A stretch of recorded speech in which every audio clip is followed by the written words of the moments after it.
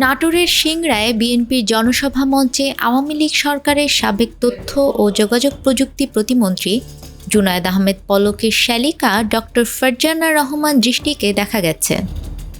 এ নিয়ে সামাজিক যোগাযোগ মাধ্যমে নানা আলোচনা সমালোচনা চলছে। বিএনপির নেতাকর্মীরা বিষয়টি ভালোভাবে নেননি। শুক্রবার বিকেলে সিংড়া উপজেলায় কোর্ট মাঠে বিএনপির নির্বাহী কমিটির সদস্য ও সাবেক উপমন্ত্রী রুহুল কুদ্দুস তালুকদার দুলুর এ জনসভা হয়। এতে সভাপতিত্ব করেন সিংড়া উপজেলা বিএনপির ভারপ্রাপ্ত আহ্বায়ক আনোয়ারুল ইসলাম।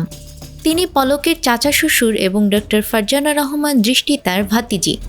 স্থানীয় বিএনপি নেতাকর্মীরা জানান, উপজেলা ও পৌর বিএনপির যৌথ আয়োজনে গতকাল বিকেলে কোর্ট মাঠে জনসভা শুরু হলে প্রধান অতিথি হিসেবে আসন গ্রহণ করেন বিএনপির কেন্দ্রীয় নেতা রুহুল কুদ্দুস। তার সঙ্গে দলটির কেন্দ্রীয় নেতা কাজী গোলাম মোর্শেদ, জেলা বিএনপির সদস্য সচিব রহিম নেওয়াজ, যুগ্ম আহ্বায়ক শেখ এমদাদুল হক আল মামুন মঞ্চে আসন গ্রহণ করেন। রহিম নেওয়াজ ও শেখ এমদাদুল হক আল মামুনের ঠিক পেছনেই বসেন পলকের শালিকা ফারজানা রহমান। এ সময় অনেকেই তার ছবি ও ভিডিও ধারণ করেন। সেসব ছবি ও ভিডিও শুক্রবার রাতে ফেসবুকে ছড়িয়ে দেন স্থানীয় বিএনপি ও এর সহযোগী সংগঠনের কর্মী সমর্থকেরা। নাম প্রকাশ না করার শর্তে কয়েকজন বিএনপির নেতা বলেন, ফারজানা রহমান দৃষ্টি আওয়ামী লীগের শাসনামলে পলকের দাপটে মুক্তিযোদ্ধা কমপ্লেক্স ভবন ভাড়া নিয়ে ক্লিনিক পরিচালনা করেছেন।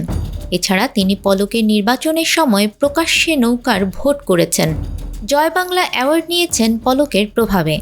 এ বিষয়ে জানতে চাইলে পলকের শ্যালিকা বলেন, আমি একজন চিকিৎসক। চিকিৎসার পাশাপাশি সামাজিক কর্মকাণ্ডের সঙ্গে জড়িত। এসব কর্মকাণ্ডের কারণে আওয়ামী লীগ ক্ষমতায় থাকার সময় বিভিন্ন সামাজিক অনুষ্ঠানে দাওয়াত পেয়েছি। এ সময় সামাজিক কর্মকাণ্ডের জন্য জয় বাংলা অ্যাওয়ার্ড সহ বিভিন্ন পুরস্কার পেয়েছেন বলে দাবি তার। সামাজিক যোগাযোগ মাধ্যম ও বিএনপির নেতাদের অভিযোগের বিষয়ে ফারজানা দৃষ্টি জানান, তিনি কোনো রাজনৈতিক দলের সঙ্গে জড়িত না।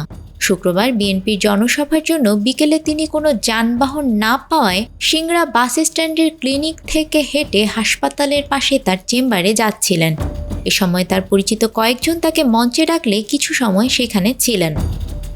জনসভার প্রধান অতিথি রুহুল কুদ্দুস তালুকদার দুলু বলেন, আমি পলকের শালিকা ফারজানা রহমান সহ সিংড়ার অনেককে চিনি না, তাই তার মঞ্চে আসন গ্রহণের বিষয়টি খেয়াল করতে পারিনি। তবে সভা চলাকালে ঘটনাটি জানার পর তার মঞ্চ থেকে নেমে যাওয়ার ব্যবস্থা করেছি। নিউজ ডেস্ক, আমাদের সময়।